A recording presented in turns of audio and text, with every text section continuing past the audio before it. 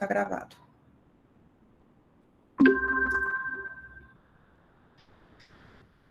Então, pessoal, na aula de hoje, a gente vai estudar um pouquinho sobre conceitos básicos de sistemas operacionais.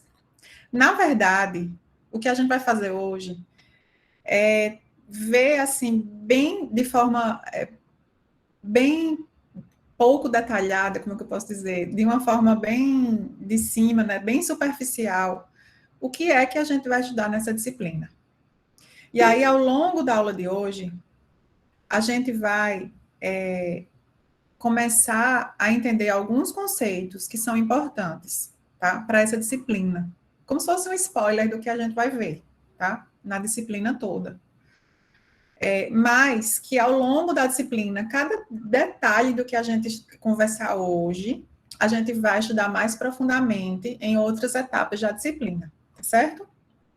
Então, mais uma vez, eu peço a vocês que, se tiverem dúvidas, quiserem falar alguma coisa, podem falar ou no chat, ou mesmo me interromper no áudio, tá? Que não tem problema.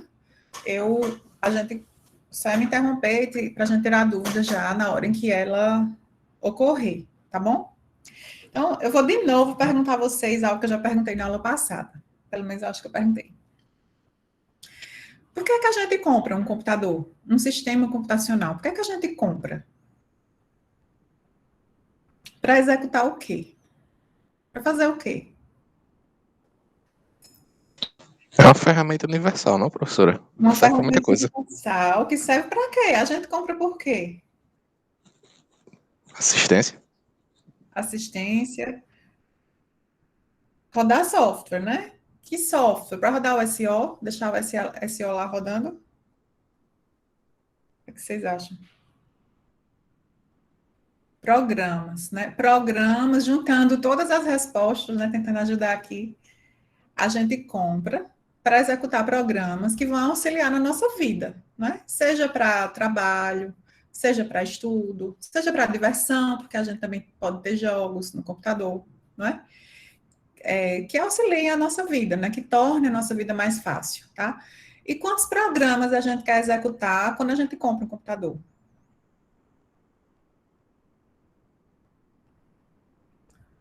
Oferecer comandos fáceis que nos auxiliem no dia a dia.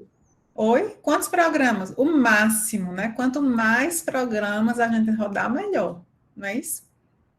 E de preferência que eles executem todos com um tempo de resposta, com um desempenho adequado para para a gente, né? Para o nosso bem-estar, né? Para melhorar a nossa vida, né? Mesmo se a gente pensar numa empresa, né? Por que é que as empresas compram computadores? Às vezes não tem nenhuma pessoa usando, como aqui eu estou usando aqui o meu notebook. Às vezes, numa empresa, compra para executar aplicações que vão auxiliar nos processos de negócio daquela empresa, né? Que vão melhorar o desempenho daquela empresa, que vão melhorar os lucros, que vão tornar certas tarefas mais fáceis, né?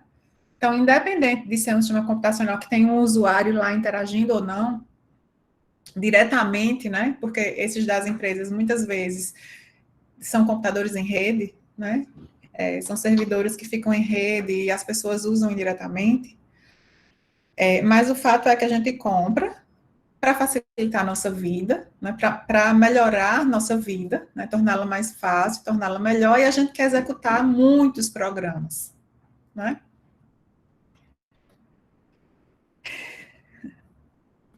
Então, a gente quer executar muitas. Vocês lembram qual é o conceito que a gente já viu de sistemas operacionais?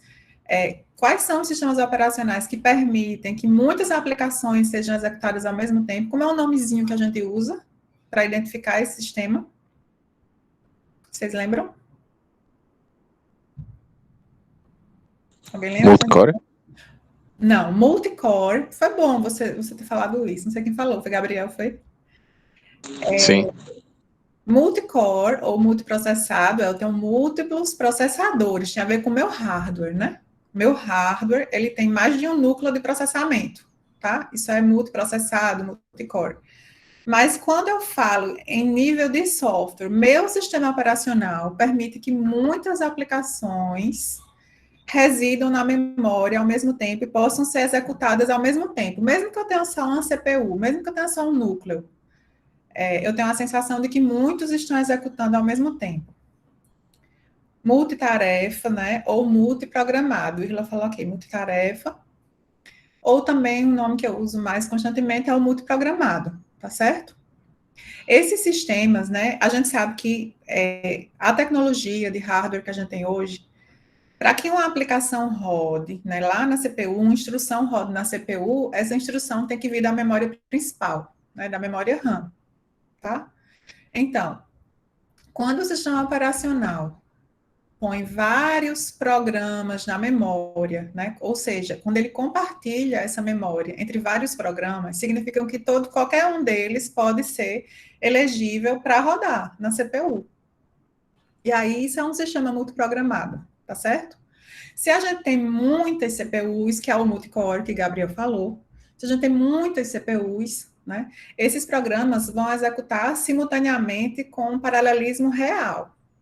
Se a gente tem só uma CPU, esses programas vão ser executados, né, um por vez, né, porque a gente só tem uma CPU, então cada CPU só pode executar uma instrução de um programa por vez, mas a gente diz que existe um pseudo-paralelismo, tá? Porque quando a gente olha ao longo do tempo, a gente tem a sensação de que todos os programas progrediram no seu processamento, tá certo? Então, o principal componente de hardware que é envolvido, né, no processamento dos programas é a CPU. E a gente vai dedicar dois módulos completos desse curso só para estudar como é que o sistema operacional gerencia o uso da CPU, tá? A gente falou na aula passada, né, que uma das obrigações, né, das responsabilidades do sistema operacional é exatamente usar o hardware de forma eficiente. Como é que o sistema operacional usa a CPU de forma eficiente? O que é que o sistema operacional precisa fazer para que essa CPU seja, por exemplo, compartilhada entre vários programas, né? Como a gente falou, que a gente vai ver aqui, sistemas operacionais multiprogramados. Como é que essa CPU é compartilhada entre vários programas, sem que nenhum processamento seja perdido, né? E que dê a sensação de que todos estão executando ao mesmo tempo, mesmo quando a gente tem só uma CPU. Tá? Então, os primeiros dois módulos desse curso, a gente vai estudar basicamente isso, que a gente chama o gerente de processamento, tá? Dentro dessa gerência de processamento, vai estar o escalonador de processos. Alguém aqui já ouviu falar, em termos de sistemas operacionais, o que é um processo? Alguém aqui já tem alguma ideia do que é um processo? Quer compartilhar com os colegas ou vai ser algo de novidade aqui para todo mundo? Vocês conhecem muito bem os processos, de fato, né? Você vai abrir um processo para, sei lá, estudos domiciliares, aí você vai lá no protocolo e abre um processo, né? Para estudos domiciliares. Mas em termos de sistemas operacionais, o que seria um processo? Alguém sabe? Ninguém? Dou-lhe uma, dou-lhe duas. Ninguém falou, vamos lá. Então, a gente já falou que o sistema operacional é uma aplicação, né? É uma aplicação de baixo nível, a gente diz que é um software básico, né? Porque lida muito diretamente com o hardware, tá? Então, como uma aplicação, né? Quem desenvolve essa aplicação, né? Os desenvolvedores dessa aplicação precisam criar estruturas de dados, abstrações que permitam que essa aplicação seja eficiente, né, nas suas responsabilidades, tá? Então, uma das abstrações mais importantes que é criada pelo sistema operacional é o conceito de processo, tá? Um processo, em termos de sistemas operacionais, é uma estrutura de dados que mantém informações, muitas informações, e aí ao longo aqui das próximas aulas a gente vai ver em detalhes que informações são essas, tá? Mas um processo mantém informações sobre uma aplicação, um programa que está na memória, um programa que a gente diz que está em execução, tá? Então, se eu colocar aqui para rodar o Word, sei lá, um browser, sei lá, o Chrome, o Word e o Spotify, tá? Eu tenho 3 programas que estão executando, né, no meu computador, tá? Eles três provavelmente vão ter partes deles na memória, certo? Para que eles possam ser executados. E aí, o sistema operacional vai manter um processo associado a cada programa desse, tá? Para manter informações sobre esses programas, certo? Então, assim, por enquanto, o que a gente precisa saber é um processo mantém informações sobre instâncias de programa que estão em execução, tá? Por que eu estou falando de instâncias de programa? Porque eu posso ter, por exemplo, vários navegadores abertos do Chrome, né? Eu posso abrir uma janela e aí isso vai estar associado a um processo. Se eu abro outra nova janela daquele mesmo programa, que é o Chrome, eu vou ter outro processo, porque é outra instância daquele programa que está em execução. E aí a gente vai mantendo informações sobre essas instâncias que estão em execução, tá certo? Então, a primeira coisa que a gente vai conversar aqui é sobre esses processos, que é como é que o sistema operacional controla, né, esses programas. Por que é que isso é importante? Né? Internamente, a gente vai ter o quê? A gente vai ter a CPU, a gente vai ter a memória principal, que é a memória RAM, e em um sistema multiprogramado, essa memória ela vai estar compartilhada no espaço, não é? Entre vários programas. Aqui eu coloquei um programazinho na cor cinza, outro programa na corzinha azulzinha clara, outro lilazinho. Nesse exemplo aqui, a gente é como se a gente tivesse 3 programas em memória, tá? E como é que essa CPU funciona? A gente vai lidar aqui nesse curso com... Geralmente, a gente vai ver exemplos do funcionamento de uma CPU. Mas se a gente pensar em cada CPU do hardware, né, daquele sistema, elas vão funcionar da mesma forma que o exemplo que a gente via aqui, tá certo? Então, cada aplicação dessa pode ser executada, né? Então, o sistema operacional é quem decide qual é a aplicação dessas 3 que vai usar essa CPU. Vamos supor que isso aqui é um Chrome. Então, o sistema operacional é que vai dizer, agora é a vez dessa aplicaçãozinha aqui lilás rodar. E aí vai carregar aqui na CPU a próxima instrução a ser executada desse programa aqui, tá? A próxima instrução sempre fica nesse registrador chamado PC. Esse PSW é aquele que eu falei que guarda, por exemplo, qual o modo de operação dessa CPU, tá? Então, se isso aqui é uma aplicação de usuário, o modo de operação dessa CPU, enquanto está executando essa aplicação de usuário, vai ser o modo usuário, tá? E aí, essa CPU vai ser compartilhada no tempo entre essas várias aplicações. O que é que significa isso? Significa que o sistema operacional vai definir intervalos de tempo e em cada intervalo de tempo, uma aplicação diferente pode ser executada na CPU. Então, vamos supor que no primeiro intervalo de tempo ele quer executar o lilás, depois ele quer executar o azul, depois quer executar o cinza, tá? Um exemplo bem simples de escalonamento aqui desses processos. Então, executa por um tempo instruções desse programa lilás, acabou o tempo, porque a CPU é compartilhada no tempo, acabou o tempo, o sistema operacional vai decidir qual é o próximo programa que vai usar a CPU. Vai ser esse azulzinho. Então, esse azulzinho vai... o contexto desse programa azulzinho vai vir para a CPU, né? Então, a próxima instrução, o endereço da próxima instrução vai vir aqui para esse registrador, vai ter outros registradores, né? Com endereços de dados para que essa instrução seja realizada, e aí esse programa vai executar. Acabou a fatia de tempo dele, o sistema operacional vai ser chamado novamente para escolher qual o próximo programa que vai ser executado. Então, a memória RAM, para sistemas multiprogramados, ela é compartilhada no espaço, né, ela é dividida, né, parte dela é usada por programas diferentes, inclusive aqui vai ter o sistema operacional também, que é um programa, e a CPU vai ser compartilhada no tempo, significa que o tempo é dividido em intervalos de tempo, que a gente chama de fatias de tempo ou quantum, e o sistema operacional é que decide qual é o programa que vai ser executado em cada fatia dessa, tá? Só que, vamos pensar direitinho aqui. Quando o sistema operacional, ele decide que um outro programa vai ser executado, né? Ele estava executando o programa azul. Aí o sistema operacional acabou o tempo, já executou muito tempo o programa azul, agora está na hora de executar o cinza. Esse programa azul, ele não terminou, né? Ele ainda vai precisar ser executado novamente. Então, o sistema operacional precisa manter informações sobre o ponto em que esse programa foi interrompido, né? Esse programa que estava rodando aqui na CPU, ele vai ser interrompido, a gente chama isso de preempção, ele vai ser preemptado, tá? E outro programa vai vir rodar na CPU. No futuro, esse programa azul que foi preemptado, ele vai voltar a ganhar uma fatia de tempo da CPU para continuar o processamento.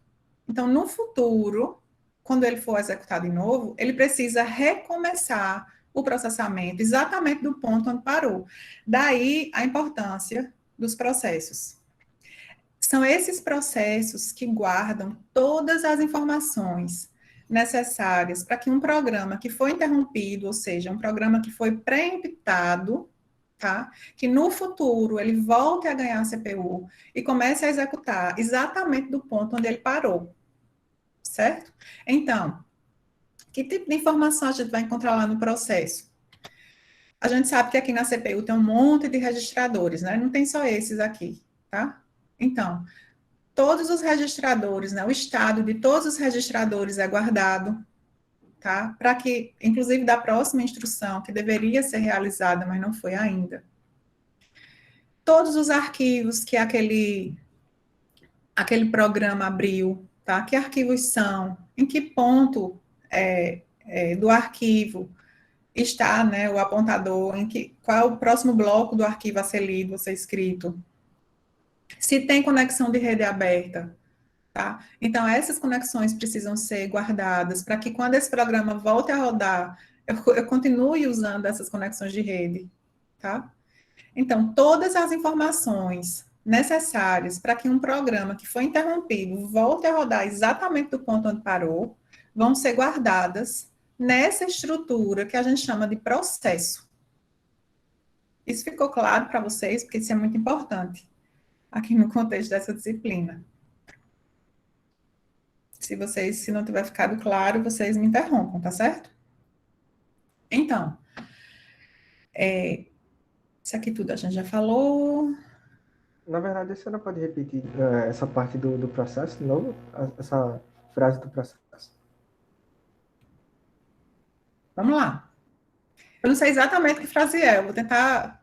Não, o finalzinho, é só o finalzinho. Não, o finalzinho é que todas as informações que são necessárias para que um programa, né? Um programa, ele estava rodando lá na CPU. A gente já viu que a CPU, ela é compartilhada no tempo, né?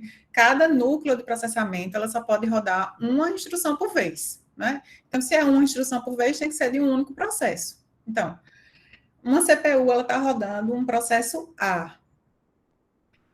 Terminou a fatia de tempo que deveria rodar esse processo A, né? Porque a gente precisa rodar agora outro processo para dar essa sensação de que todos estão executando ao mesmo tempo.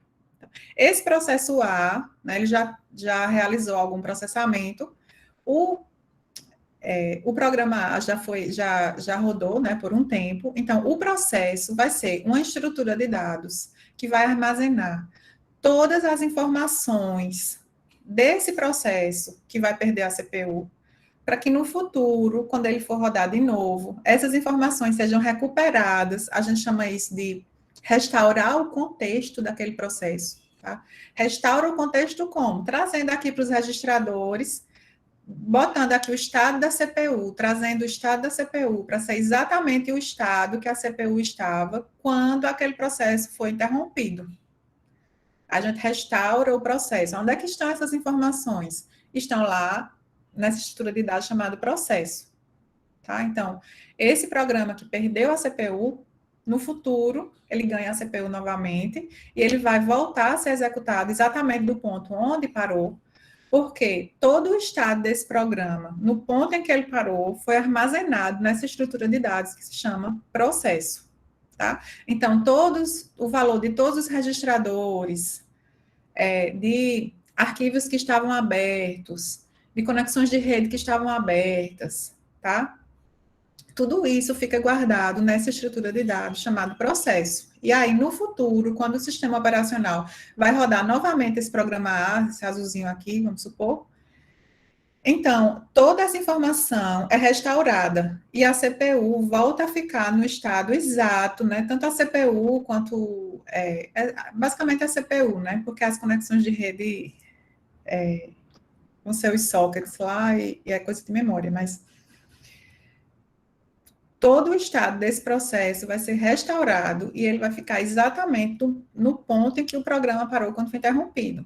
E aí ele vai voltar a executar, né? Do ponto de vista do usuário, é como se esse programa nunca tivesse sido interrompido. Mas, do ponto de vista do sistema operacional, esse programa foi interrompido muitas vezes, só que o estado dele foi restaurado a partir das informações que são guardadas no processo. Certo, Ok? obrigado. Entendi, sim. Então, vê se vocês gravaram isso. Compartilhamento de CPU. Que tipo de compartilhamento é que os programas fazem da CPU?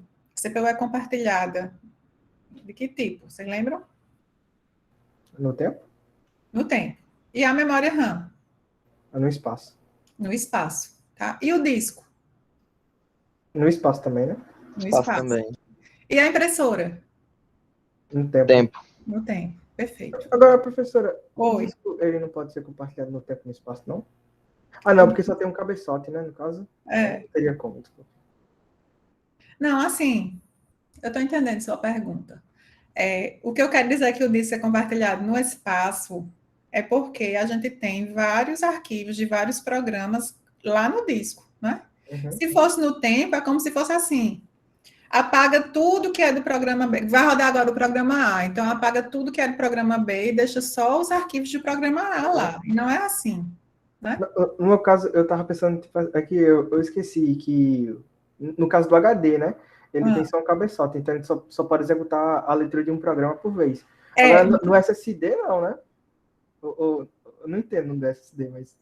Não, acho que o SSD também só pode um por vez. Depende do microchip que tiver lá naquele dispositivo, né? Porque a gente viu que cada dispositivo desse de entrada e saída, ele funciona como um mini computador. Inclusive, ele recebe comandos, né? Que o driver coloca lá para programar aquele dispositivo e realizar a tarefa que precisa ser realizada, tá? A diferença do SSD é só a forma de acesso aos dados, porque a forma de acesso aos dados do HD é mecânica. O SSD, ele tem uma forma diferente, mais rápida. É eletrônica. Exatamente. Mas o que eu estou dizendo é assim, depende desse chip, que se você colocar um chip lá com múltiplos cores lá dentro daquele dispositivo, você vai conseguir fazer duas coisas ao mesmo tempo no SSD, eu acho. Mas no HD não, né? No HD não. Mas eu não acho que eles colocam multicore lá dentro, não. Acho que eles fazem uma operação por vez. Mas quando eu falo que o disco, né, independente de ser mecânico ou eletrônico, né, SSD ou HD, é compartilhado no espaço, é no nível que eu falei, né? O disco, ele existe para guardar a informação, né? As informações são geradas pelos programas. Se o disco fosse compartilhado no tempo, então ele só guardaria informações de um programa por vez. E não é assim, ele guarda informações de muitos programas ao mesmo tempo, né? É mais nesse sentido, assim como a memória, né? Ela guarda, vários programas estão alocados lá na memória ao mesmo tempo para esses sistemas multiprogramados que a gente está estudando aqui. Certo? Certo. Então, o processador, ele é compartilhado no tempo.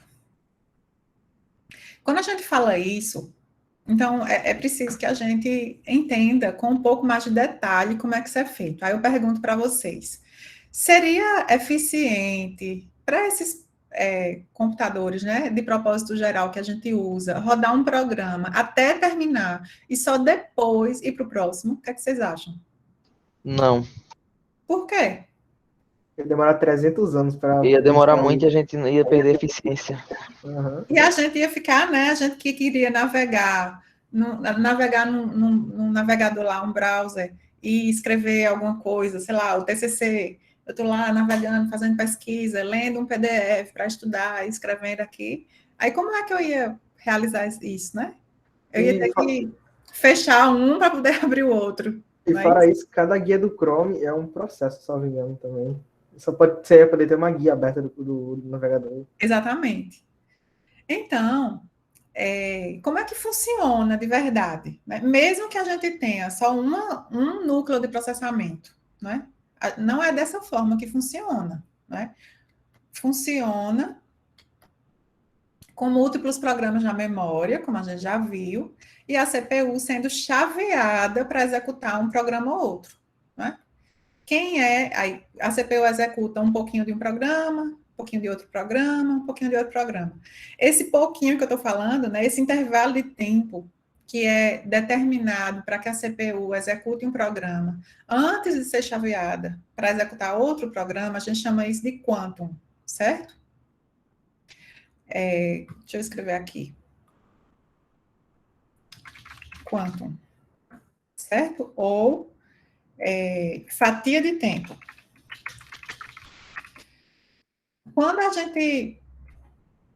Quando termina o quantum de um programa, tá? Quem é que vai ser chamado para decidir quem é o próximo programa que vai ganhar essa CPU? Vocês lembram?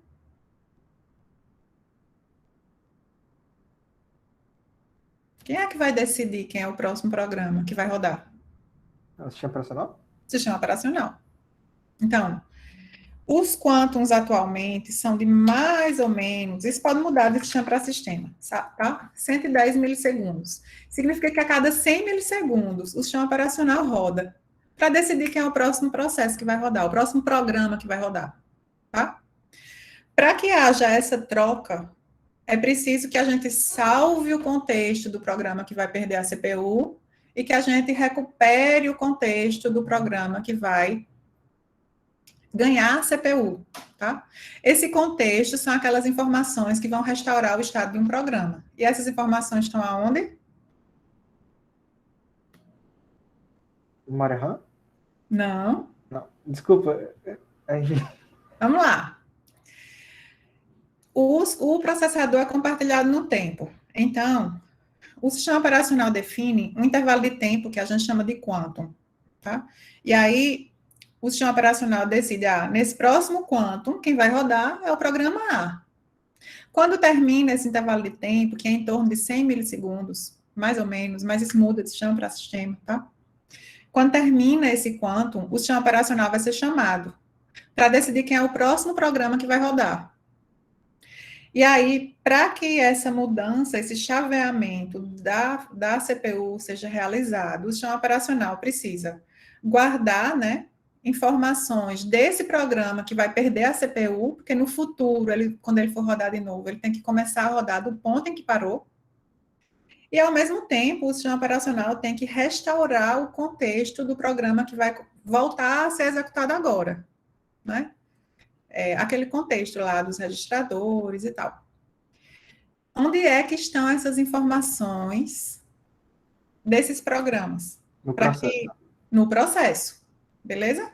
Então, o processo é fundamental para que a CPU seja compartilhada no tempo e dê essa sensação de que a gente tem muitos programas sendo executados em uma única CPU. Porque quando a gente vê um intervalo de tempo maior, 5 minutos, vários programas são executados nesses 5 minutos. Mesmo que seja um por vez, certo?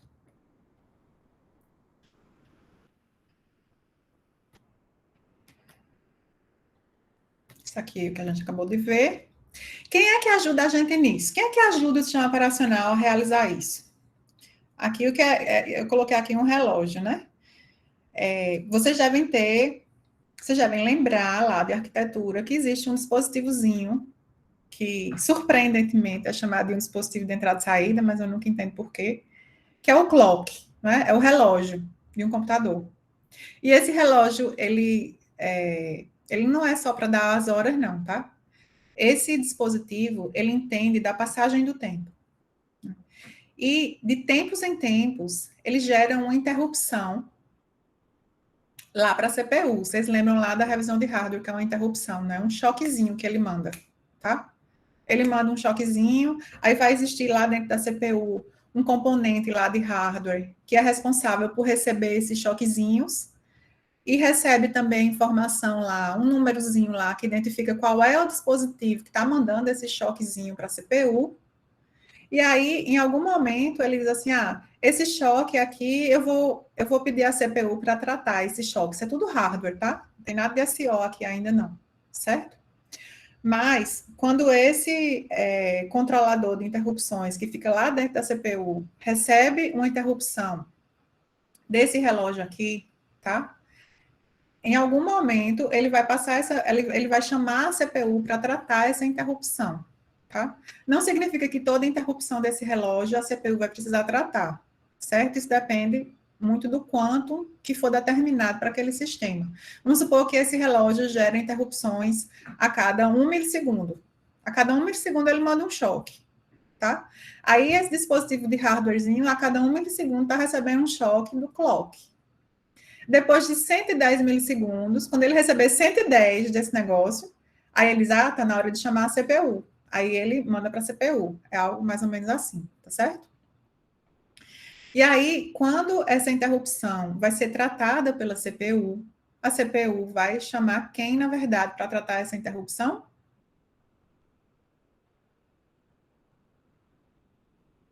Em hardware, né? A gente viu isso lá na revisão de hardware. Em hardware, alguns registradores já vão ser salvos em algum lugar predeterminado, né? Daquele programa que estava executando, porque a CPU estava executando alguma coisa, tá? A CPU estava executando lá, sei lá, o meu Spotify. Aí, recebeu essa interrupção do relógio, tá? Alguma informação do estado desse programa que estava em execução vai ser salva já em hardware, não é? E a CPU vai chamar quem para tratar dessa interrupção? O sistema operacional. O sistema operacional. Que é, né, aquele negócio do trap, né, que a senhora explicou? Ainda não. Aqui ainda são as interrupções. O trap a gente vai ver já já. Aqui é uma interrupção de hardware, que todo dispositivo de hardware, quando ele encerra alguma operação, ele manda uma interrupção para a CPU. A CPU salva minimamente em hardware o contexto do programa que estava executando e chama o sistema operacional para tratar aquela interrupção, certo? Nesse caso aqui, a gente está falando de uma interrupção do relógio, tá?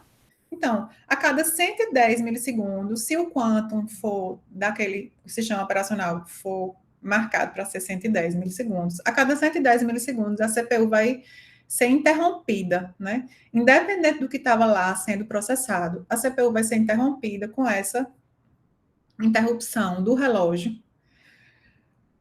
Em hardware, né, a própria CPU vai salvar alguns registradores daquele programa que estava em execução, né, para salvar o estado daquele programa que estava em execução, e vai chamar o sistema operacional para rodar. Quando o sistema operacional é chamado, ele vai identificar qual foi o dispositivo que causou aquela interrupção, e vai chamar uma rotina que a gente chama de tratamento de interrupção, para tratar daquela interrupção específica. Nesse caso aqui, uma interrupção de relógio, certo? Então, imagine que a cada 110 milissegundos, o sistema operacional vai ser chamado para tratar uma interrupção de relógio. Aí, o que é que o sistema operacional faz nesse tratamento dessa interrupção de relógio? Ele salva o contexto daquele programa que estava rodando antes, né? Tem um programa rodando lá. Ele salva o contexto, ou seja, ele pega todas as informações desse programa e salva lá numa estrutura de dados chamada processo, e aí o sistema operacional mantém uma tabela de processos, tá? Com uma linha para cada processo. Salva esse contexto lá em memória e identifica e decide qual o próximo programa que vai ganhar a CPU. Quando ele decide qual o próximo programa, ele vai identificar qual o processo, na verdade, que vai ganhar a CPU, né, o processo que está associado a uma instância de um programa em execução. Qual é esse processo? Restaura o estado desse processo lá nos registradores da CPU, né, e começa a executar esse processo. E aí passa a bola para a CPU executar esse processo, e agora a CPU que antes estava executando em modo núcleo, agora passa a executar em modo usuário de novo, porque vai executar as instruções de um processo de usuário, certo? Daqui a 110 milissegundos vai acontecer a mesma coisa de novo, o sistema operacional vai ser chamado, tá? Essas interrupções do relógio, né, elas vão causar o chaveamento da CPU, né, de executar um processo para executar outro, o sistema operacional vai rodar, vai salvar o contexto do processo que vai perder a CPU lá na tabela de processos, vai restaurar o processo, vai restaurar o contexto do próximo processo, né, que vai ganhar a CPU, né, usando os dados que estão lá na tabela de processos, e esse novo processo, né, esse outro programa vai ganhar a CPU e vai executar por uma fatia de tempo, tá? É basicamente isso que acontece. Então, imagine quantas vezes o sistema operacional roda, né? Em pouco tempo, tá? É preciso, então, que quem desenvolve um sistema como esse, desenvolva da forma mais eficiente possível. É preciso ter muito cuidado com o desempenho do sistema operacional, tá? E muitas dessas coisas, especialmente essas de mudança de contexto, parte dessa mudança é feita em hardware, tá? Então, o hardware sabe mais ou menos em que lugar da memória precisa guardar certas coisas e já faz isso tudo em hardware para que seja muito mais rápido, certo? Então, aqui é só uma ilustraçãozinha do que acontece, né? Que a gente tem a CPU, que a gente tem a linha do tempo, tá? E a gente tem um processo chamado P5 que está rodando aqui nessa CPU. Quando ocorre uma interrupção desse relógio, tá? Quem é que vai rodar? Quem vai rodar aqui...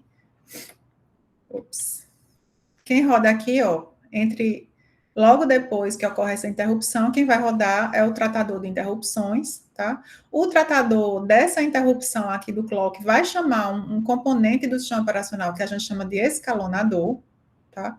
Esse componente do sistema operacional vai decidir quem é o próximo programa que vai ganhar essa CPU. Aí ele decidiu que é o programa zero, o processo que é o processo zero. E aí ele muda o contexto da CPU, né? Ou seja, salva o estado desse programa que perdeu a CPU lá na tabela de processos, tá? E recupera o estado desse novo programa que vai ganhar a CPU através das informações da tabela de processos, para que essa CPU agora possa executar esse outro programa, tá?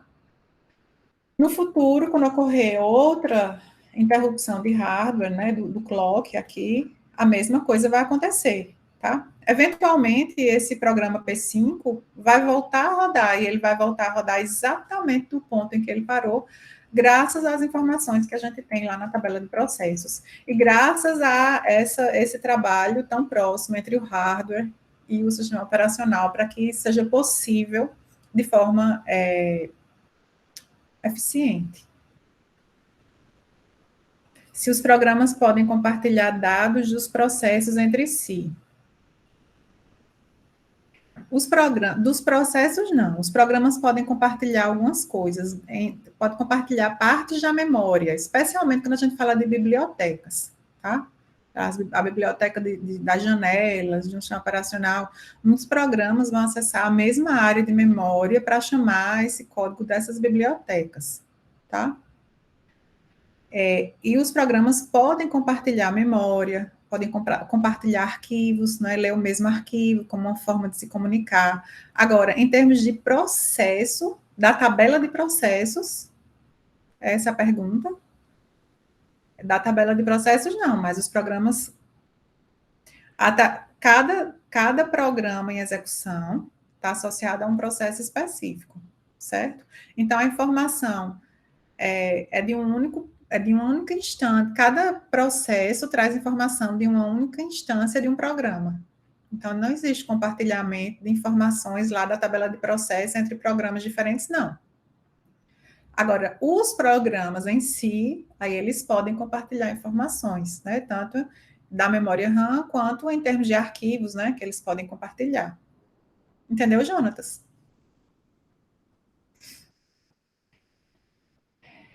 Então, só para ficar ainda mais claro, por que é que o processo existe? O processo existe para garantir que nenhuma computação é perdida, tá? E aí eu gosto dessa analogia, né, com jogos, porque todo mundo, eu sei que a maioria de vocês gosta de jogar, né? Faz muito tempo que eu não jogo mais assim no computador. Eu jogava The Sims, não sei se vocês jogam ainda. Não sei nem se existe ainda. Virava a noite jogando The Sims, mas enfim. Existe, já tá no 5, professora. E Ave Maria. Era bom demais. Enfim, voltando. Mas quando eu jogava The Sims, que eu tinha lá meu bonequinho, minha família e tal, que eu desligava, né, o jogo, quando eu, no outro dia, jogar, eu queria que meu bonequinho, né, meu avatar lá, tivesse exatamente no mesmo estado em que eu deixei, né? Não é assim? Lá no Minecraft, né? Você vai explorando Minecraft, eu nunca consegui jogar, não, porque eu fico enjoada. Mundo aberto me deixa enjoada. Mas aí você vai explorando, você vai ganhando ferramentas, vai ganhando coisas e tal. Quando você volta a jogar depois, você quer que o estado do seu avatar seja exatamente o que você deixou, né? Ou seja, que você não perca nada, né? Como é que a gente resolve isso? Guardando informações sobre o estado daquele jogo antes de ser desligado, né? Concordam? Senão não vale nem a pena jogar, né? Senão, quando você começar de novo, vai ter que começar tudo de novo, né? Passei a noite toda jogando, consegui família, tive filho, visitei amigo, fiz amizade, consegui um emprego bom. Aí no outro dia eu vou ter que fazer tudo de novo. Ninguém aguenta, né? Eu fico muito mal em mundo aberto. É horrível. Mas, enfim, a ideia do processo é exatamente esse. Você quer que o seu avatar, quando você voltar a jogar no futuro, que esteja exatamente como você deixou, né? Para isso, como é que o desenvolvedor do jogo faz? Precisa guardar informações, né? Para quando aquele jogador voltar a jogar, que essas informações sejam restauradas e o jogo volte exatamente do estado em que você deixou, né? Então, no caso de The Sims, você vai precisar ver qual a posição que estava, cada personagem ali daquela família, né? Como é que estava o estado da casa, quais eram os móveis, enfim, tem um monte de coisa que precisa ser guardada. Quando a gente fala de um programa que está em execução, a gente precisa guardar as mesmas coisas para que esse programa pare de executar e no futuro volte a rodar. Ok? Entendido isso? E aí é o processo, é essa estrutura que guarda isso. E aí o sistema operacional mantém uma tabela de processos com informação sobre cada processo, ou seja, sobre cada instância de todos os programas que estão em execução. Quando um programa encerrei o programa, então aquele processo que está associado àquele programa também deixa de existir, tá? Se tem alguma informação que precisa ser salva em disco, em arquivo, né, que está ainda em memória, precisa ser levada para sincronizar com o disco, isso é feito, o processo deixa de existir e pronto, e acabou o programa, certo?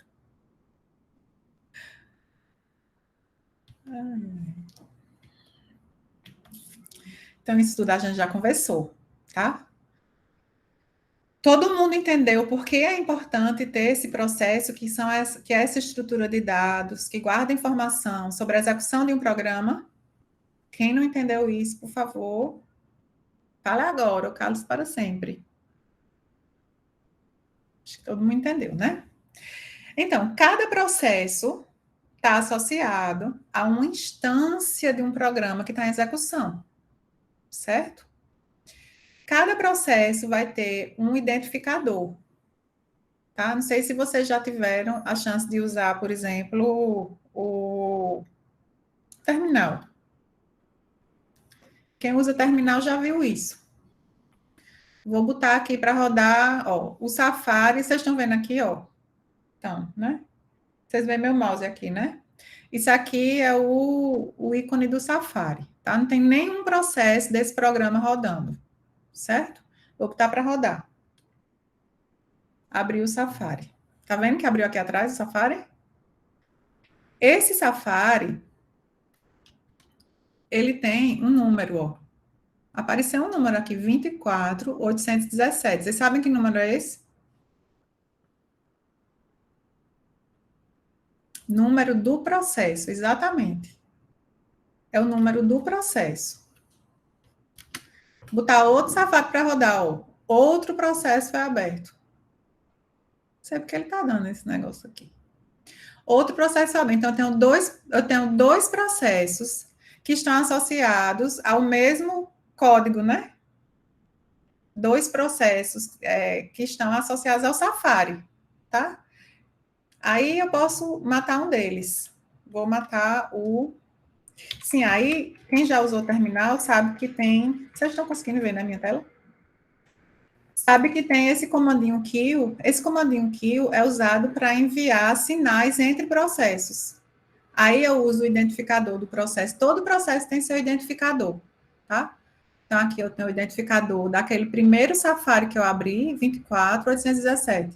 Aqui eu tenho o identificador do segundo Safari que eu abri, 24.825. Vou matar o primeiro.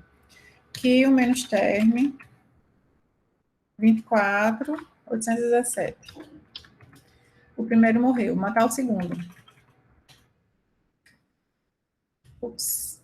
Kill menos term, 24.825. Matei os 2 agora. E esse identificadorzinho é como se fosse a chave primária da tabela de processos, certo? Então, cada vez que eu boto um programa para executar, um novo processo vai ser criado, certo? Mesmo que já existam outras instâncias, já aquele mesmo programa executando, tá? Então, um novo processo vai ser criado, esse processo vai estar associado a um número, que é o identificador do processo. Só assim, quando a gente vai usar o kill, tem que ser o número, mas se você usar esse outro comando kill all, aí você pode usar o nome do processo, só que aí ele vai matar todos os processos da kill all Java, ele vai matar tudo que for Java no seu computador, certo? Tem que ter mais cuidado para usar, certo? Enfim, esse identificador aqui é obrigatório, é como se fosse a chave primária daquela tabela de processos que o sistema operacional vai manter, certo? Além disso, todo processo tem um pai, tá? A gente vai falar mais sobre isso depois, né? Porque a gente vai ter várias aulas ainda para falar do processo. Aqui eu estou falando mais por cima, mas todo processo vai ter um pai, tá? Toda vez que o sistema operacional vai ser carregado, tá? Vai ter um processo que vai ser criado, tipo, de forma artesanal, tá? Um processo que vai ser criado, que é o primeiro processo, tá? Antigamente ele se chamava o initd. Agora eu acho que ele é o systemd. No MacBook, que é o meu caso, ele se chama launchdaemon.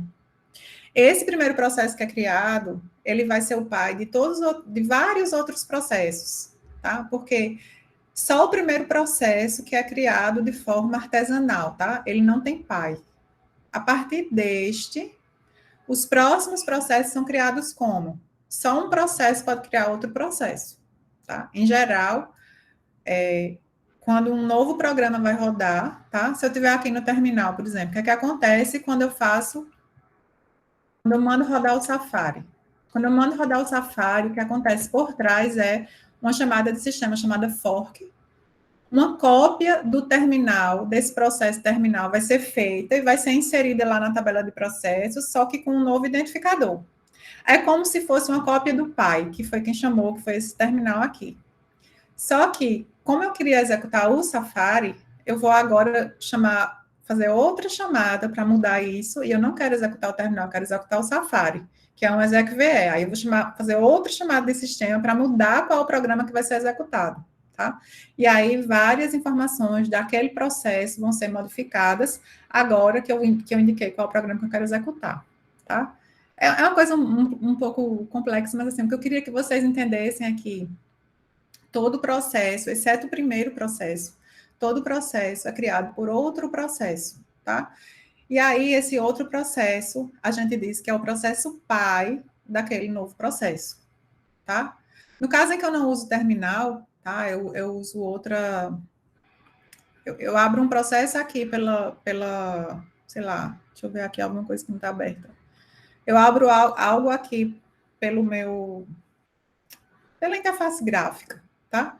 Quando eu abro aqui pela interface gráfica, o pai desse processo aqui que foi aberto, ele vai ser aquele primeiro processo que foi criado, tá? No caso aqui do Mac é o launchdaemon. No Linux vai ser o systemdaemon, tá? No Windows eu não sei. Mas vai ter sempre esse processo que é o pai de muitos processos. Já que sempre vai precisar de um processo para criar outro processo, tá? Cada processo tem seu próprio espaço de endereçamento. O que é que significa isso? Cada processo, ele está associado a um programa que tem que estar na memória principal, tá? E aí, cada processo, ele vai, quando eu vou executar uma instrução, eu tenho que indicar, né, qual é o endereço em que essa instrução está, tá? Não sei se vocês já pagaram compiladores. Tem compiladores no curso que vocês têm, né? Tem compiladores?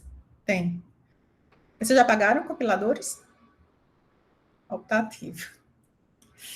Enfim, quando a gente compila um programa, tá? Então, a gente pega aquele código-fonte que a gente programou, né? E aquilo ali passa a ser um código executável. É um binário. A gente não consegue mais ler, a gente não consegue mais entender. Mas esse binário, ele vai ter as instruções, né, em linguagem já daquela máquina onde aquele programa foi compilado, vai ter as instruções de máquina a serem executadas com endereços, né, dentro daquela imagem, daquele binário, com endereços para dizer quais são os dados que vão ser usados para executar aquela instrução.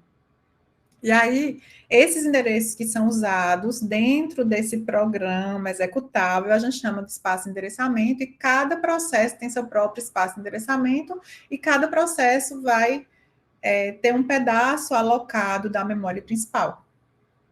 E o sistema operacional é que vai ser responsável por proteger essa alocação da memória entre os processos, de forma que, voltando aqui para a nossa figurinha, ixi, como eu tenho que colocar muito. Próxima aula eu vou guardar essa figura, colocar várias vezes. Aqui, né, a gente tem 3 processos, né, tem 3 áreas alocadas aqui na memória RAM para 3 processos diferentes, tá? Então, faz parte da atividade, né, das responsabilidades do sistema operacional, proteger essa área de memória aqui, que está alocada para um determinado processo, dela ser modificada ou ser lida por um processo que é outro processo, né? Já pensou? Quando a gente vai executar uma instrução de um processo, tá? Essa instrução vai vir aqui, né? Para o PC, a próxima instrução vem para cá, e tem outros registradores aqui que vão receber, por exemplo, os endereços da memória, que devem ser lidos, por exemplo, para recuperar os operandos dessa instrução. Então, vamos supor que eu vou realizar uma soma, tá? Então, esse PC aqui vai estar indicado que é uma soma, qual é a instrução que eu vou realizar, tá? E em outros registradores, eu vou ter o termo 1 e o termo 2, por exemplo, dessa soma. E como é que eu recupero esses operandos dessa instrução? Lendo um determinado endereço aqui de memória, tá? Aí eu vou ler um determinado endereço de memória, vou realizar a soma, e depois essa soma vai ser salva em outro endereço aqui da memória. Se é esse programa aqui, azulzinho, que está realizando a soma, será que ele tem autorização para salvar essa soma, né, o resultado dessa soma, aqui? O que é que vocês acham? Aqui onde está aqui o mouse, aqui na área cinza. Esse programa azul aqui está realizando uma soma, tá? Aí, leu direitinho, 2 números que estavam aqui na área dele, mas aí ele indicou o endereço onde essa soma vai ser guardada, ele indicou o endereço que deu aqui. Será que pode ser feito isso? O que é que vocês acham? Acho que ele precisa pedir autorização SO para poder fazer isso, né?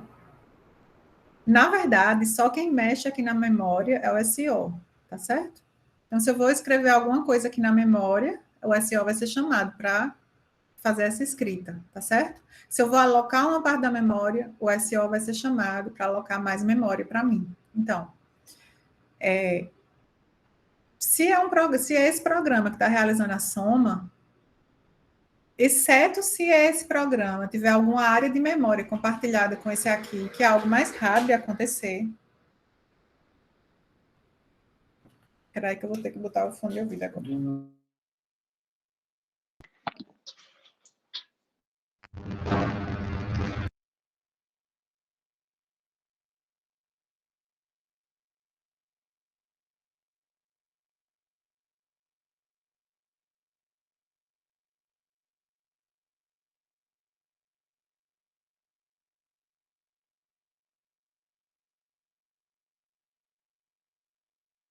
A senhora está mutada, professora.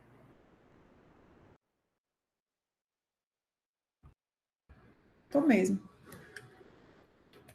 É porque Marcos entrou aqui, aí eu achei que ele ia ficar aqui, eu tinha que botar meu fone, mas ele já saiu. Esqueci até o que eu estava falando. Sim.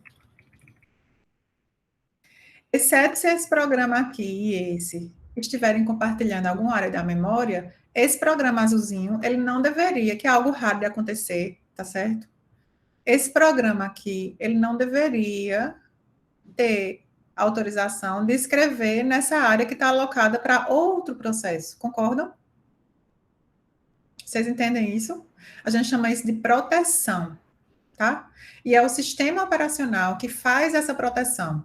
É o sistema operacional que verifica se esse endereço, algum endereço que está aqui em algum registrador para ser lido ou escrito na memória, se é um endereço que faz parte da área que está alocada ao processo que está rodando agora. Porque se não for, o sistema operacional não pode permitir que essa leitura ou essa escrita seja realizada, porque ele deve proteger um processo do outro. Né? Já pensou se por causa de um bug nesse programa aqui, esse outro desse um erro nesse outro programa? Não é? Então, faz parte do sistema operacional também realizar essa proteção. Da mesma forma, se um processo vai escrever algo em algum arquivo no disco, quem é que tem que ser chamado para fazer as verificações para ver se esse processo tem essa autorização? Quem vai ser chamado? Vocês entenderam a minha pergunta? Acho que sim. É o SO também. O SO também. É porque, às vezes, a pergunta ela fica tão óbvia que você fica com medo de responder. Eu quero que vocês entendam que o sistema operacional é uma aplicação que roda o tempo todo. E o sistema operacional é a única aplicação que tem o poder de executar qualquer operação sobre os dispositivos de entrada e saída, e também sobre a memória, certo? Então, toda vez que você for usar um dispositivo de entrada e saída, toda vez que colocar algo na memória, sempre o sistema operacional vai ser chamado, porque só o sistema operacional que tem as informações necessárias para verificar se aquele processo que está executando tem essa autorização de fazer isso ou não, por proteção, já que a gente está falando de um sistema multiprogramado, tá? Então, tudo isso a gente já falou. Isso aqui também a gente já falou. Eu só esqueci de falar, voltando aqui, né, sobre o processo, que o processo tem um identificador, que a gente chama de ID, certo? Todo processo tem um PAI. O PAI também é um processo também, né, que também tem o identificador. O identificador do processo PAI a gente chama de PID, é tanto que tem uns comandos que você pode rodar o top, por exemplo, que mostra o ID de cada processo que está rodando, o PID de cada um dos PAIs, de cada processo, tá? É só para vocês tentarem associar, assim, a teoria a alguma prática, tá? O primeiro processo que é criado, na verdade, é um daemon, tá? Um daemon é um processo especial, certo? Que roda indefinidamente, tá? Geralmente os processos rodam, né? E terminam, ou a gente fecha aquele programa e aquele processo é encerrado. Um daemon, ele roda enquanto o sistema operacional estiver executando. Então, toda vez que vocês virem processos que têm um nome que termina com D, em geral, é porque esse D é de daemon, tá? Então, systemd, initd, launchd, tem um monte de daemonzinhos desses que o sistema operacional roda e que eles rodam, de tempos em tempos eles são acordados para para realizar alguma tarefa, certo? Como se fossem serviços do sistema operacional, tá? Envio de sinais a gente também já falou. Beleza. Só para eu ter certeza de que vocês entenderam essa parte de preempção. Vamos supor que a gente tem uma máquina com 2 CPUs, tá? Com 2 núcleos de processamento. E eu tenho 3 programas lá na memória para serem executados, ou seja, eu tenho 3 processos, tá? P0, P1 e P2. Aí, para a gente deixar tudo bem simples, vamos imaginar que esses processos, eles usam só CPU, eles não usam nenhum outro, não escrevem arquivo, não se comunicam via rede, nada disso. Eles só querem usar CPU, tá? O processo P0 é um processo que vai rodar por 20 milissegundos e vai encerrar. O processo P1 por 10 milissegundos e já termina o que precisa ser feito. E o processo P2 por 5 já termina o que precisa ser feito. Estou simplificando aqui, tá? Para ver se vocês entenderam essa parte de preempção. Vamos imaginar, tá? Que a gente tem que rodar esses 3 processos, é como se fosse uma fila aqui, né? Eles 3 têm que ser executados. E eu estou num sistema operacional, tá? Que opera sem preempção, tá? O escalonamento, né? Essa programação desses processos que vão ser executados ocorre sem preempção. Como é que vai ser a execução desses processos? Qual é o uso da CPU? O que é que vai rodar primeiro, e depois? Vocês entenderam minha pergunta? Se eles usam só CPU, né? Eles não bloqueiam para realizar nenhuma operação de entrada e saída, e eu estou num sistema sem preempção. Como é que vai ser a execução desses processos? Qual é a ordem de execução deles? Ixi. Eu estou falando aqui sem preempção, eu estou falando aqui daquele tipo de máquina que executa um processo para executar. Você torna aleatório? Ele pode pegar o P0, executar até o fim, não é isso? Depois de 20 milissegundos, ele pega o P1, executa até o fim, depois de 10 milissegundos, e aí depois que encerra o P1, ele vai executar P2 por 5 milissegundos. Um sistema sem preempção é esse, tá? Quando um processo ganha a CPU, ele só perde quando ele terminar. Ou se por acaso, né, tiver algum bug, acontecer algum erro. Ou se ele pedir alguma operação de entrada e saída, leitura de disco, ou escrita em disco, ou em rede, tá certo? Como esse processo, ele não faz nenhuma entrada e saída, ele só faz operações matemáticas, né, só faz instruções que são realizadas pela própria CPU, sem realizar nenhuma entrada e saída, então ele nunca perde a CPU, ele precisa terminar para poder outro processo ganhar a CPU, tá? Isso é um sistema sem preempção, né? Significa que o sistema operacional, ele não tem o direito de encerrar um processo, de interromper um processo, suspender a execução de um processo, para que outro processo ganhe a CPU, que foi o que a gente viu até agora. Isso é um sistema sem preempção. Com preempção, vamos supor que o quantum aqui seja 2 milissegundos. Aí o que é que vai acontecer? Com preempção, o processador 1, vamos supor, vai executar P1, o processador 2 vai executar P2 por 2 milissegundos, né? Depois desses 2 milissegundos, eu tenho essa fila aqui, né? Tenho o processo 3, que ainda precisa de 5 milissegundos, o processo 1, que precisa de 18, e o processo 2, que precisa de 8. Aí, dessa fila aqui, o sistema operacional precisa escolher 2 processos para executar, né? Aí ele vai, claro que o sistema operacional vai rodar, vai mudar o contexto, né, de um processo para o outro. Aí vamos supor que ele decidiu que no processador 1 vai rodar P3 e no processador 2 vai rodar P1 agora. Então, ele vai restaurar o contexto de P1 no processador 2 e de P3 no processador 1. Aí vai rodar P3 e P1. Depois desses 2 milissegundos do quantum, a gente vai ficar precisando ainda de 8 milissegundos de P2, 3 milissegundos de P3 e 16 milissegundos de P1, tá? Aí, dessa fila agora, o sistema operacional precisa escolher 2 processos para rodar. E assim vai seguindo. Vocês entendem essa dinâmica? Ou alguém tem dúvida nessa dinâmica? A cada 2 milissegundos, o sistema operacional vai ser chamado, vai ver quais são os processos que estão prontos para rodar e vai escolher 2 deles, um para rodar numa CPU e outro para rodar numa outra CPU. Vai salvar o contexto do processo que perde a CPU, recuperar o contexto do processo que ganha a CPU, e aquele processo vai rodar pelo quantum, né, que nesse caso é 2 milissegundos, tá? Então, a diferença de um sistema com e sem preempção é essa.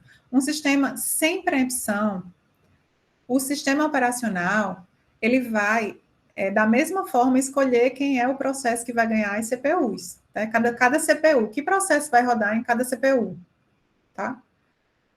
Quando a gente tem preempção, também é o sistema operacional que decide, só que essa decisão ocorre mais vezes, porque cada vez que termina uma fatia de tempo, né, de execução de um processo, o sistema operacional vai ser chamado para decidir qual é o próximo processo que vai rodar ali, tá? Então, quando a gente fala de um sistema que tem usuários, né, um sistema multiprogramado, um sistema que tem usuários interagindo, né, faz sentido falar em um sistema que é sem preempção, ou seja, quando um programa ganha CPU, ele fica lá até terminar, ou até ter um bug que vai interromper ele. Faz sentido isso? Se eu estou falando de um sistema que tem usuários interagindo, o que vocês acham?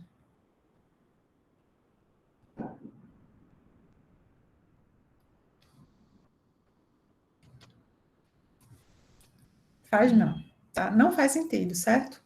Porque senão o usuário ia ficar lá esperando eternamente um programa terminar sem poder fazer nada, sem receber as respostas de outros programas, tá certo? Depois que a gente estudar bastante essa parte de gerência de processos, de escalonamento, quais são alguns algoritmos tradicionais que fazem essa escolha de qual o próximo processo que vai ganhar a CPU. Aí depois disso a gente vai estudar como é que o gerente de memória funciona. Como é que a memória principal, a memória RAM, como é que ela é gerenciada, como é que o sistema operacional organiza essa memória para permitir que vários processos compartilhem, para realizar a proteção de um processo do outro, tá certo? Inclusive, a gente vai estudar como é que o sistema operacional funciona para permitir que um programa que é maior do que a memória RAM, que ele possa ser executado. Vocês já pensaram sobre isso? Se eu tiver uma memória RAM de 1 GB só, 1 GB, vocês sabiam que a gente pode executar um programa de 4 GB? O tamanho dele é 4 GB, mas a memória RAM só é 1 GB. Ainda assim, eu consigo executar esse programa, tá? A gente chama isso de memória virtual, e é isso que a gente vai estudar, especialmente quando a gente for tratar do gerente de memória, que é o módulo do sistema operacional que gerencia o uso da memória principal, que é a memória RAM, né, que é uma memória muito limitada, porque ela ainda é muito cara, mas que é totalmente necessária, porque todo programa, para ser executado, precisa estar lá, né? Exatamente. E como é que a gente usa outros tipos de memória, como, por exemplo, o disco, como auxiliar dessa memória para permitir que esses programas tão grandes possam ser executados, para permitir que a gente tenha mais programas em memória, tá? Porque se a gente tivesse que colocar todo o programa na memória, talvez poucos programas pudessem instalar, e aí a gente ia ter um grau baixo de multiprogramação, tá? Quando a gente permite que só uma parte do programa esteja na memória, então a gente permite que mais programas estejam em memória, que mais programas possam executar ao mesmo tempo, tá? Então a gente vai estudar toda essa parte na nossa terceira etapa aqui do curso da gente. As 2 primeiras é só para estudar processo, escalonamento, threads, sincronização entre processos. Depois a gente vai estudar essa parte de memória, que eu acho mais difícil, assim. Depois a gente vai estudar arquivos, tá? Todo mundo aqui sabe o que é um arquivo, né? E arquivos são mais uma abstração criada para permitir que a gente organize as informações que a gente quer manter no sistema computacional, tá? Então, como é que o sistema operacional representa os arquivos? Como é que o sistema operacional encontra, né, cada bloco do arquivo lá dentro do disco? Seja SSD, como é que ele mantém essa informação? Quais são as estruturas de dados que os sistemas operacionais precisam para saber quais são os blocos de disco que estão livres e que podem ser alocados, por exemplo, tá? Então, a gente vai depois, no 4º módulo, que é o último, estudar sobre essa abstração de arquivos, que vocês já conhecem, né? Como é que os sistemas operacionais representam dispositivos de entrada e saída através dessa abstração de arquivos, tá? Tudo isso a gente vai estudar lá mais adiante no quarto módulo, e depois a gente vai estudar gerência de entrada e saída, né? Como é que o sistema operacional, qual é o software, quais são as camadas de software que a gente tem dentro do sistema operacional para permitir que a gente use todos os dispositivos de entrada e saída que forem conectados no computador de forma simples e transparente, como se fossem, como se eles já estivessem lá, né? O que permite que a gente faça isso são os drivers. Não sei se vocês entenderam isso lá da parte de revisão de hardware, mas é o hardware, é o driver, né, daquele dispositivo, né? Quando um dispositivo de entrada e saída, um disco, uma impressora, sei lá, quando ele vai ser conectado ao sistema computacional, né, esse fabricante desse dispositivo tem que disponibilizar um software que a gente chama de driver, e esse driver é que sabe programar, ele sabe controlar esse dispositivo para realizar as tarefas que o dispositivo se dispõe a realizar, tá? Então, é o driver que sabe falar a língua do dispositivo, e esse driver, ele é publicado pelo próprio fabricante do dispositivo, e ele é acoplado ao sistema operacional, como se ele fosse parte do sistema operacional. E aí, é por conta disso que o sistema operacional consegue lidar com todos os dispositivos de hardware, tá? Mesmo um dispositivo que passou a existir depois de um tempo que aquele sistema já estava rodando. E aí, na última etapa do nosso curso, a gente vai entender como essa mágica, né? Que não é bem uma mágica, é algo que foi muito bem definido, é uma interface muito bem definida entre o sistema operacional e esses drivers, tá? E aí, a gente lá no final do curso vai estudar sobre isso, certo? E só para a gente terminar, eu vou falar um pouquinho aqui sobre o que é uma chamada de sistema, tá? A gente conversou até agora que todas as vezes que um programa de usuário precisa realizar qualquer operação de entrada e saída, que quem vai realizar para esse programa é o sistema operacional, né? E aí, como é que isso é feito, tá? Primeiro, né? Por que é preciso chamar o sistema operacional para realizar essas operações de entrada e saída? Vocês têm alguma ideia? Por que o sistema operacional tem que ficar sendo chamado o tempo todo? Porque meu próprio programa não pode ler um arquivo, por exemplo, ou escrever no arquivo, ou alocar um pedaço de memória, ou mandar imprimir alguma coisa. Por que eu tenho que pedir ao sistema operacional como se eu fosse um bebezinho que vou fazer caca? Alguém tem alguma ideia? Porque o programa pode alterar, interromper ou modificar de alguma forma o processo vital do computador e prejudicar o funcionamento dele. Correto, mas nem precisa ser um processo vital. Não seria chato se um programa atrapalhasse outro programa, causasse erro em outro programa que não tem nada a ver com ele? Vou escrever no arquivo... Sim, mas às vezes acontece ainda, infelizmente. Aí escrevo na área de outro programa, é preciso ser um bug muito grande no sistema operacional para isso acontecer, viu? Ou que os programas tenham algo compartilhado, e aí por conta disso... No sentido, por exemplo, de IDE mesmo, que eu já tive erro de atualizar uma parte, alguma coisa do sistema operacional e interferir na IDE e parar de rodar alguma coisa. Ah, tá. Enfim, mas acontece que, por proteção, certo? Todas as operações que precisam lidar com algum dispositivo de entrada e saída, com algum dispositivo de hardware lá do específico do hardware, seja memória principal, disco, impressora, rede, essas operações, elas, na verdade, elas não são realizadas pelo processo mesmo do usuário que está sendo executado, tá?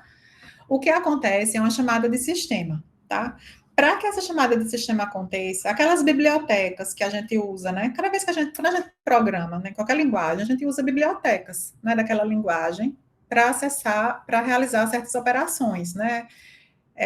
E aí, aquela biblioteca, na verdade, ela sabe que informações precisam ser passadas para aquele sistema operacional, para que ele realize aquela tarefa para a gente. Não sei se eu estou sendo clara aqui ao explicar. Então, quando eu faço um read, tá? Vou fazer uma leitura. E aí eu estou programando aqui, sei lá, em Python. E aí eu chamo o comando read. Tem um comando read lá, não tem? De Python? Deve ter. Quando eu chamo o comando read da biblioteca lá de Python, na verdade, essa biblioteca, tá? Quando ela foi instalada, né, no computador, ela sabe como é que ela deve chamar o sistema operacional, que informações ela precisa passar para o sistema operacional, para que o sistema operacional realize esse read para ela, tá? Então, quando eu chamo esse método nessa biblioteca, o que acontece é que o sistema operacional, essa biblioteca, ela vai, por exemplo, o read, tá? Aqui tá esse exemplo do read. Essa biblioteca, ela vai colocar lá nos registradores específicos, né? Informações sobre o que é que vai precisar ser lido e vai colocar lá no PC o código lá dessa chamada de read, tá?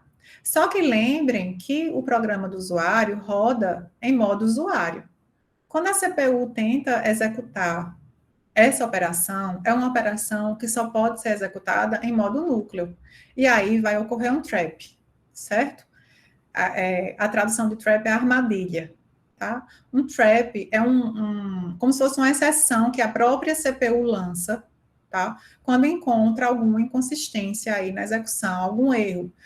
Não necessariamente é só para a chamada de sistema, mas essa exceção ocorre para a chamada de sistema porque a CPU percebe que o programa, a CPU está rodando em modo usuário e o sistema e o processo pediu para executar uma instrução que só pode ser executada em modo núcleo, tá? Então, esse trap vai ocorrer, essa exceção vai ocorrer, tá?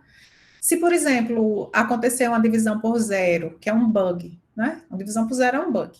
Aí ocorre uma divisão por zero, vai ocorrer também um trap lá, e o sistema operacional também vai ser chamado para tratar desse erro. Mas são coisas diferentes, né? Quando é uma divisão por zero, é um bug que o sistema operacional vai tratar de alguma forma, provavelmente encerrando aquele programa que gerou aquela divisão por zero, tá? Quando o sistema operacional é chamado para lidar com o trap e ele percebe que o problema é que tinha uma instrução que só pode ser executada em modo núcleo, e ela foi solicitada para ser executada em modo usuário, o sistema operacional sabe que aquilo é uma chamada de sistema. E aí vai ler todas as informações que a biblioteca colocou em registradores específicos para identificar que chamada de sistema é essa. Vai fazer toda a verificação para ver se aquele pedido, se realmente pode ser visto, se pode ser realizado, né, por proteção. Realiza aquilo, né, se puder ser realizado, realiza aquela operação e depois retorna para o programa que chamou, tá? Então, para a gente fica meio que transparente, né, que o sistema operacional foi chamado para fazer aquilo, né, para a gente que está programando ou para a gente que está usando aquele software. Mas, de fato, o sistema operacional vai ser chamado todas as vezes que a gente precisar realizar uma operação que lide com algum dispositivo de entrada e saída. Tá certo? Beleza, pessoal, até aqui? Dúvidas? Então, qual o programa que vai ser chamado o tempo todo e tem que executar o tempo todo para que os outros programas possam progredir no seu processamento? É o SO. O SO, tá? Então, assim, nessa aula eu quis dar uma visão geral do que é o sistema operacional, do que o sistema operacional faz, e a partir da próxima aula a gente vai entrar mais profundamente nessa parte de processos e de gerência de processos, certo? Só para deixar claro aqui para vocês, só para relembrar aqui, deixa eu parar a gravação.